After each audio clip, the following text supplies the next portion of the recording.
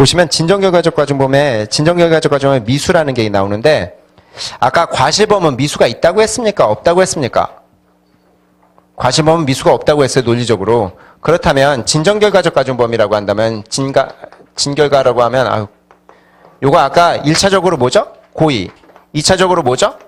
과실.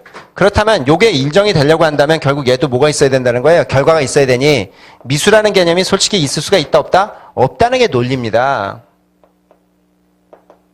그리고 과실범 같으면 그랬었는데 여기서는 좀 웃겨요. 우리는 법 규정에 결과적 과실범을 미수 처벌 규정이 있어요. 거기 3번이라는 곳 보이세요? 동그라미 3. 논리적으로는 진정결과적 과실범은 미수라는 개념이 없어야 되는데 그러나 우리 형법은 인질상의 치상, 인질상의 치사, 강도상의 치사 이런 데서 뭐를 갖고 있다? 미수범 처벌 가지고 있다?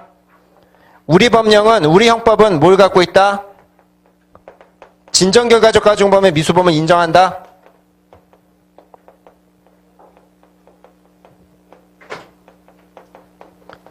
미수를 인정한다? 인정합니다. 시험에 우리 형법은 진정결과적 과정범의 미수범을 처벌한다. 맞다 틀리다. 맞다. 이 무슨 인질상해 치상 이거 외우실 필요는 없어요. 요거 하나만 알아두시면 됩니다. 강도상해 치상이라는 거.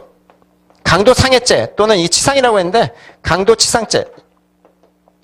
이게 결과적 과정범인데 이게 뭐를 갖고 있다? 미수범 처벌 규정 갖고 있다?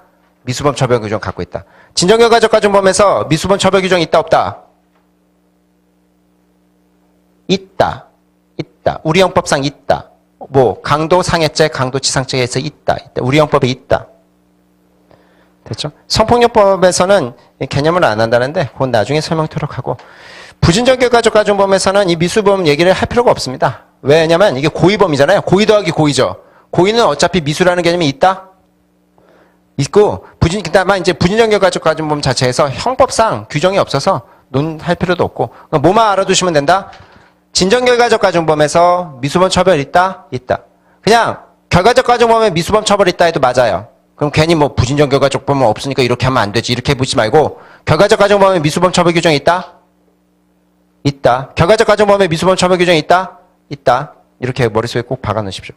결과적 과정범 공범 말씀드릴게요. 공범이라는 게 공동정범이라는 게 공범 파트를 말씀드리고 공부하면 참 좋지만 뭐 그러지 못해도 말씀드릴 수밖에 없죠. 공동정범이라는 건 둘이 짜고 치는 거 같이 해야 되는 겁니다.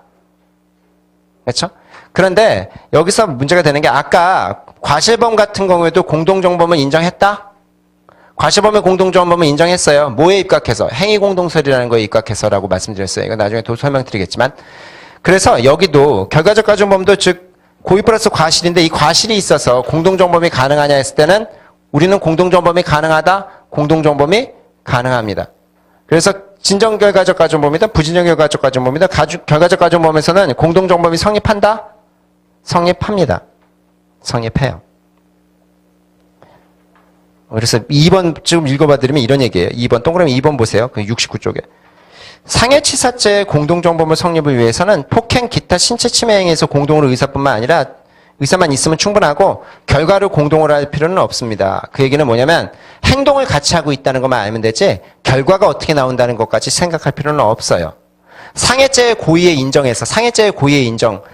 지난 시간에 상해죄의 고의는 어떻게 인식이 충분하면 의사가 거의 없어도 상해죄의 고의가 인정된다고 말씀드렸습니까? 그 판례는 굉장히 중요합니다. 다시 말씀드리면 상해죄의 고의에서는 상해죄의 인식만 있으면 그것만 충분하다면 상해죄의 의도, 의사가 조금 약해도 어떻다? 결과 발생에 대한 의도가 별로 없어도 상해죄의 고의가 인정된다? 상해죄의 고의가 인정돼요. 그래서 상해치사죄에서도 역시 행위를 같이 한다는 인식만 있으면 공동정범으로 묶을 수 있고 결과를 같이 한다는 의사까지는 필요가 없어요. 예를 들어서 이런 겁니다. 누가 애들을 때리고 있어요. 그럼 제가 와서 같이 거들어서 한 대 쳐요. 그럼 같이 하는 겁니다. 그렇죠? 근데 이게 얘가 자빠져서 뭐 죽느냐 뭐 이런 것까지 내가 그것까지 심각하게 생각할 필요는 없다는 거예요. 와가지고 발로 찬다는 장면이 뭡니까? 같이 껴들었다라고 얘기할 수 있고 거기서 죽게 된다면 예견 가능성이 있다라고 한다면 뭐다?